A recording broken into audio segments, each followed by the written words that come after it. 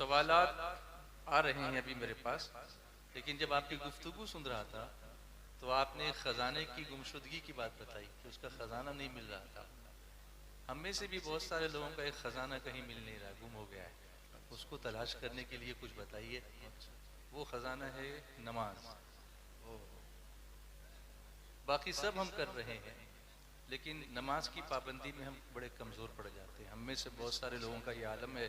मैं किसी पे इल्ज़ाम तो नहीं लगाता, गुमान भी अच्छा रखता हूँ, लेकिन मुशाहिदा ये बताता है कि हम जलसों में तो बहुत अच्छी तादाद में आते हैं, लेकिन हमारी मस्जिदें खाली हैं।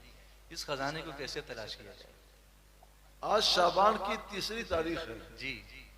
एकम रमजान शुरू होने में बस चंद दिन बाकी रह गया। रमजान शुरू होते ही शैतान कैद कर दिया जाएगा और ये सब लोग मस्जिदों में आ जाएंगे इंशाअल्लाह। ऐसा काम कीजिए कि शैतान आपको देखे तो रास्ता बदल दे। हज़रत उमर फारूक आज़म रज़ी अल्लाह ताला जिस रास्ते चलते थे तो शैतान भी डरता था कहीं जाऊंगा का दुर्रा हमको न लग जाए। अजान जब दी जाती है शैतान भाग जाता है। आज का कल का हाल यह था कि शैतान को लोग सहाबा पकड़ लेते थे, वो मुश्किल से उन्हें बचाता था, आज वही पकड़ ले रहा है। तो शैतान ये खराबियां पैदा कर रहा है, हमारे नफ्स के अंदर बुराइयां पैदा कर रहा है, उसी में हम लोग लगे रह जाते हैं। जहां शैतान कैद होता है फौरन आपको सीधा रास्ता मिल जाता है, मस्जिदों तरफ आप भागे चले आते हैं। ऐसा माहौल पैदा कीजिए कि शैतान हमेशा दूर रहे। आए तो ला हौल वला कुव्वत इल्ला बिल्लाह पढ़िएगा, फौरन भाग जाएगा। और आप नमाज की पाबंदी कीजिए। याद रखिए, अगर आपने नमाज की पाबंदी की तो आपकी नस्लें भी पाबंदी करेंगे, आपके बच्चे भी पाबंदी करेंगे।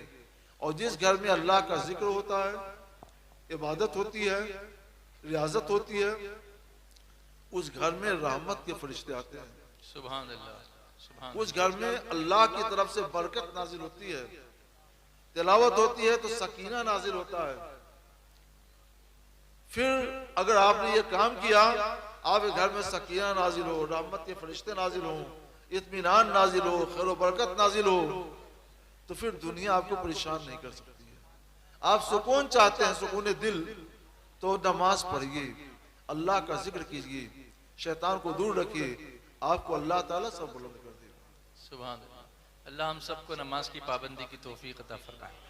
कुछ सवालात मेरे पास आए हैं, लेकिन उससे पहले मैं ये भी बता दूं कि मैं कभी कभी कुछ सवालात इसलिए भी नहीं लेता हूं कि ये सवालात इससे पहले वाली नशिस्तों में कई मरतबा पूछे जा चुके हैं।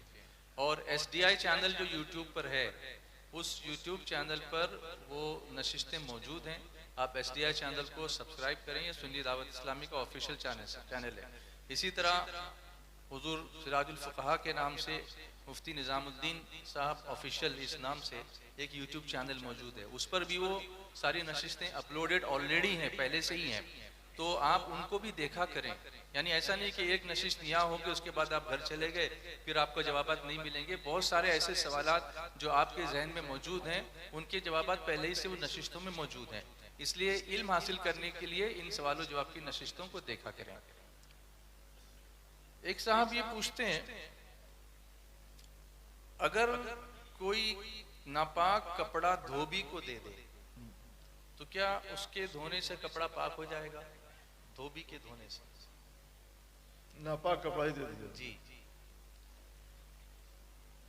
नापाक कपड़ा नहीं देना चाहिए। पहले पाक कीजिए, पाक करने के बाद उसको दीजिए। और आप नापाक देंगे तो पता नहीं वो किस तौर पर कपड़ा धोता है, वो पाकी का लिहाज करता है कि नहीं करता है, तो कपड़ा तो मशकूक रह जाएगा। जो धोबी धोएगा दरिया वगैरह में ले जाकर उसकी बात करता हूं। इसलिए आप धोबी के हवाले बगैर पाक किए न दीजिए, पाक कर लीजिए, उसके बाद धोबी के हवाले कीजिए। मगर आजकल तो लोग धोबी की जगह पर ये वॉशिंग मशीन इस्तेमाल करते हैं जी। आमतौर पे घरों में वॉशिंग मशीन का इस्तेमाल होता है। और नए तर्ज की मशीनें आ गई हैं कि मशीन में डाल दिया तो मशीन धोकर पानी अच्छी तरह से निचोड़ देती है, कोई कतरा नहीं टपकता है।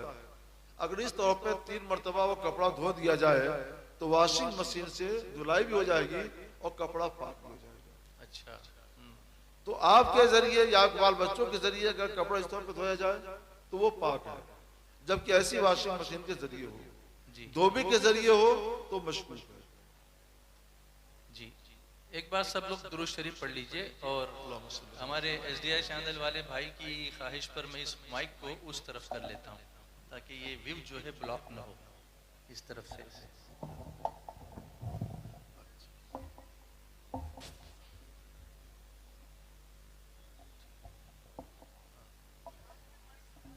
अब ठीक है?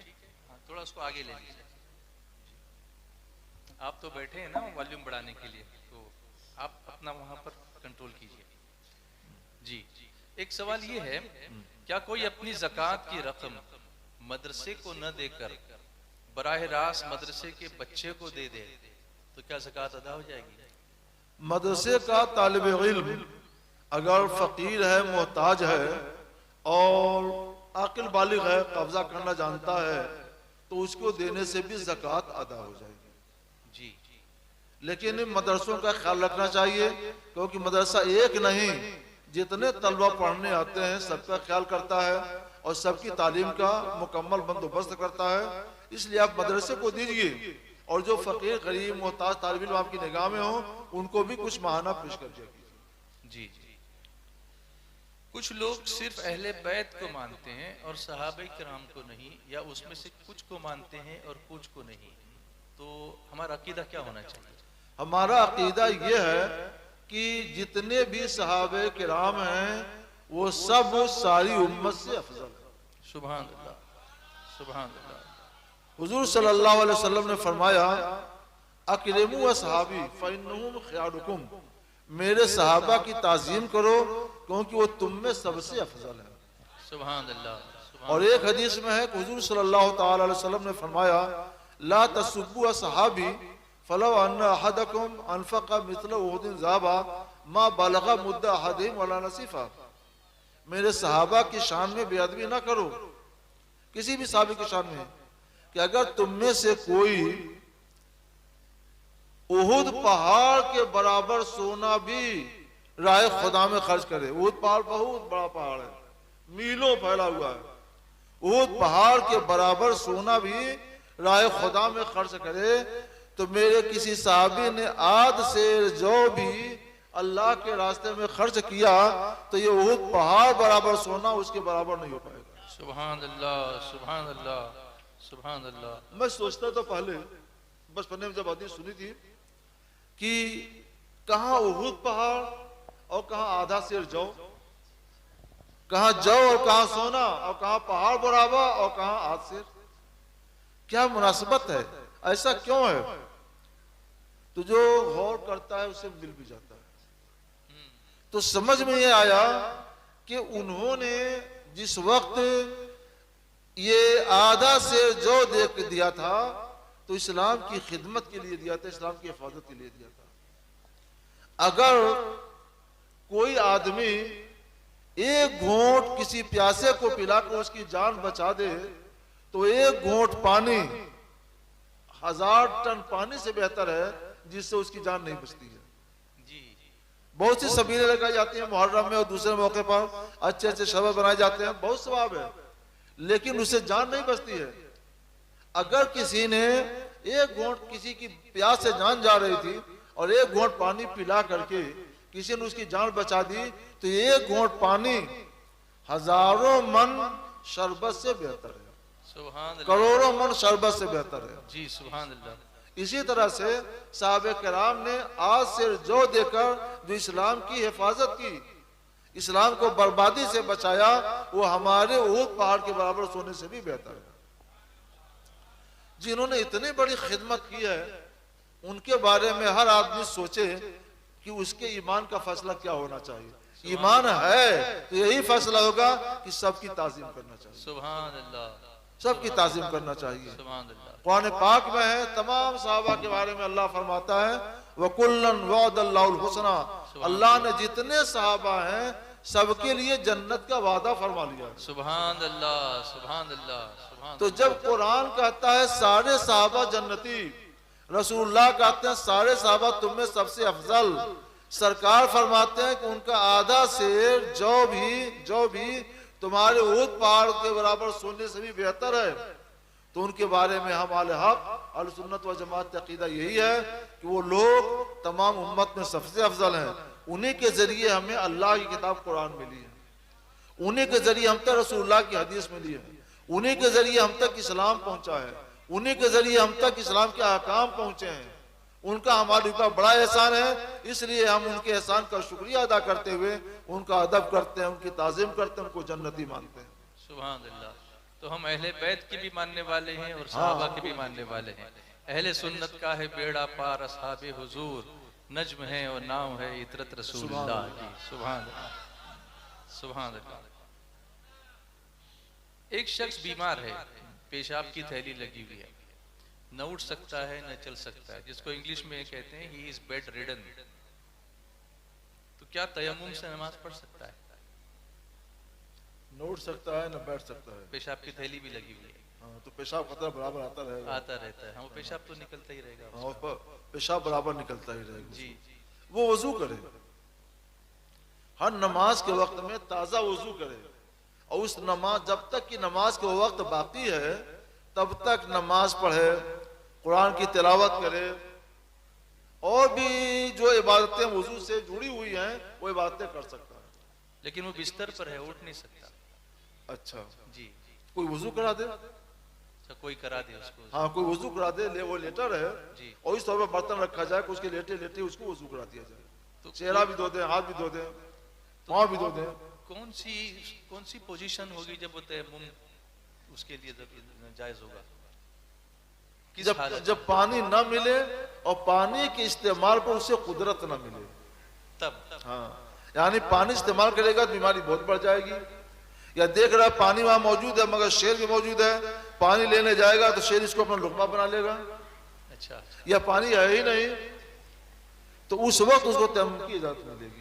पानी मौजूद है तो तयम्मुम नहीं, पानी मौजूद है और पानी और वजू करने पर कुदरत किसी भी तरह से है जी, तो उस वक्त तक उसको तयम्मुम की इजाजत नहीं मिलेगी। जब घर पे है, पानी मौजूद है, खुद वजू कर सकता है, दूसरे लोग वजू करा सकते हैं, तो तयम्मुम की इजाजत नहीं है। अच्छा अच्छा, चलिए ये क्लियर हो गया। खुद मैं 67 साल का हो चुका, अच्छा, 29 फरवरी को 67 साल मेरा मुकम्मल हो जाएगा, लेकिन सफर भी करता रहता हूँ। 29 फरवरी के हिसाब से तो आपका बर्थडे बहुत कम आएगा। सिर्फ 2 मरतबा सफर में मुझे तयम्मुम करने का मौका मिला। अच्छा, एक मरतबा अहमदाबाद से सूजा शरीफ जा रहा था, 8 घंटे का रास्ता था, और ऐसे इलाके से गाड़ी गुजर रही थी कि कहीं पानी का नाम निशान नहीं था और कोई जगह भी नहीं मिल रही थी जहां हम लोग वजू करें। तब क्या करते, वक्त जा रहा था, मैंने कहा गाड़ी रोक दो, और फुटपाथ पर तयम्मुम किया और सबने तयम्मुम किया। वहीं पर हम लोगों ने जमात से नमाज पढ़ ली, सलाम से फारिग हुए जब तक सूरज निकल गया। जब ऐसी पोजीशन हो कि कहीं पानी नहीं मिल रहा है, हम बेआबो गया इलाके में हैं और सूरज भी निकलने का डर है, कहीं सूरज ना निकल जाए, तो ऐसे वक्त में तयम्मुम कर लीजिए, नमाज पढ़ लीजिए। अब तो बोतलें ही बोतलें हैं हर जगह। अब तो खैर बोतलें ही हैं, तो लेके चल सकते हैं। एक मरतबा मैंने बोतल से भी वजू किया। जी, गोरखपुर से मैं आजमगढ़ जा रहा था, जी, रास्ते में बसों का जाम लग गया और फजर ही की नमाज थी, जी, और ऐसी जगह हम लोग जाम में फंसे थे जहां दूर दूर तक कहीं पानी नहीं दिया रहा होगा तो क्या पता। तो रोड पर मैंने अपने बिस्लरी बोतल से वजू किया, वहीं मुसल्ला पे जाकर नमाज भी पढ़ी। सुभान अल्लाह। और नमाज की बरकत ये हुई, नमाज पढ़ के फारिग हुआ और गाड़ी चल पड़ी। सुभान अल्लाह, सुभान अल्लाह, सुभान, कहिए ना सुभान अल्लाह। आप लोग जाग रहे हैं ना, तो आवाज तो आनी चाहिए, एक बार और बोल दीजिए। माशाअल्लाह, अल्लाह सबको जल्दी मदीने की हाज़िर नसीब फरमाए। वो धोबी वाला सवाल आया तो उसके पीछे पीछे नल का पानी भी आया। क्या है? नल का पानी। अच्छा, वो पूछ रहे हैं कि नल चालू करके उस गिरते हुए पानी में नापाक कपड़ा लगा दिया पाक करने के लिए, और पानी बह भी रहा है, तो क्या फिर भी उस कपड़े को 3 बार निचोड़ना जरूरी है? नहीं, तब तो जरूरी नहीं है। अगर 4-5 मिनट तक टोटी चालू रही, पानी की धार उस पर गिरती रही, पानी बहता रहा तो पाक हो जाएगा। लेकिन 4-5 मिनट तक जब पानी बहेगा, टोटी चलती रहेगी, तो कितना पानी का नुकसान होगा। जैसे आपको हर चीज का हिसाब देना अल्लाह के यहाँ, पानी का भी हिसाब देना है। तो जो तरीका बताया जाता है वो इसलिए बताया जाता है कि उसमें पानी का खर्च कम है और कपड़ा पाक हो जाता है, और इसमें भी कपड़ा पाक हो जाएगा मगर पानी का खर्च बहुत ज्यादा है। जी तो पानी बचाने के लिए वो तरीका बताया जाता है। जी जी। अच्छा देखिए, फिर एक मुस्कुराहट आगे मेरे चेहरे पे देख के इस सवाल को पूछते हैं कि हुजूर ये बताएं कि जिस्म नापाक होने पर कोट या सर्दी, वो सर्दी नहीं सदरी, कोट या सदरी नापाक होगी या नहीं? अच्छा, जिस्म नापाक है। अच्छा जी यहाँ जिस्म नापाक होने से मुराद है जो नबी होना। जी मसलन बीवी से मुलाकात कर ली है तो जिस्म नापाक हो गया, वुजू गुस्ल की जरूरत है। तो ये जो नापाकी होती है बदन पर लगी नहीं होती है, पेशाब करने से या टॉयलेट जाने से या बीवी से मिलने से जो नापाकी बदन में पैदा होती है, ये अनदेखी नापाकी है जी जो शरीयत ने बता दिया तो हम मान लेते हैं। जिस्म के अंदर अंदर वो नजासत होती है, ऊपर नहीं होती है, और यही वजह है कि वुजू कर लीजिए तो नजासत दूर हो जाती है, तयम्मुम कर लीजिए नजासत दूर हो जाती है। पसीना हर आदमी का पाक है, जी पसीना हर आदमी का पाक है, तो बदन जो है ये नापाक नहीं है, जी पसीना भी पाक है। इसलिए कुर्ता हो सदरी हो ये तो अलग चीज है, जो बनियाइन आप नीचे पहने हुए हैं और पसीने से भीग जाए तो भी वो नापाक नहीं होगी, जी तो भी वो नापाक नहीं होगी।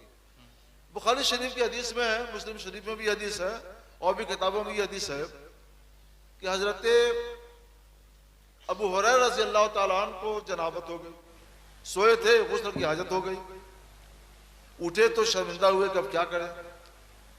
तो सब लोग सरकार से मिल रहे थे, वो भी गए, फिर वापस हो गए कि नहीं मैं तो नापाक हो गया हूँ, सरकार से कैसे मिलूंगा मैं। वो धीरे से वहां से खिसक गए, वुजू गुस्ल किया, पाक साफ हो गए, उसके बाद आए तो मिले। सरकार फरमाते अबू हुरैरा अर्ज किया जी हुजूर, अरे तुम कहाँ थे, आए थे मिलने के लिए और चले गए थे। तो अर्ज किया हुजूर मैं नापाक हो गया था। तो सरकार अलैहिस्सलाम ने इरशाद फरमाया इन्नल मोमिन ला यंजस, मुसलमान नापाक नहीं होता। वाह वाह सुभान अल्लाह, बुखारी शरीफ की हदीस है, सुभान अल्लाह। मुसलमान नापाक नहीं होता, जी यहाँ तक कि मर जाए तो भी नापाक नहीं होता है। सुभान अल्लाह। गुस्ल दिया जाता है किसी और वजह से, नापाक होने की वजह से नहीं। जी जी तो पसीना नापाक नहीं है, बनियाइन पहनिए सर, और जून और अप्रैल के महीने में पहनिए, कोई बात नहीं, पसीना निकलता रहेगा, सब पाक है, कुर्ता पाक है, सदरी पाक है। जी बस ये गुस्ल, नमाज आप नहीं पढ़ सकते हैं, जी कुरान नहीं पढ़ सकते हैं, मस्जिद में नहीं जा सकते हैं, तो इसके लिए आपको गुस्ल करना पड़ेगा। जब तब शरीयत आती है अब तुम पाक हो गए, अब मस्जिद में भी जा सकते हो, नमाज भी पढ़ सकते हो, कुरान की तिलावत भी कर सकते हो और तवाफ भी कर सकते हो। सुभान अल्लाह।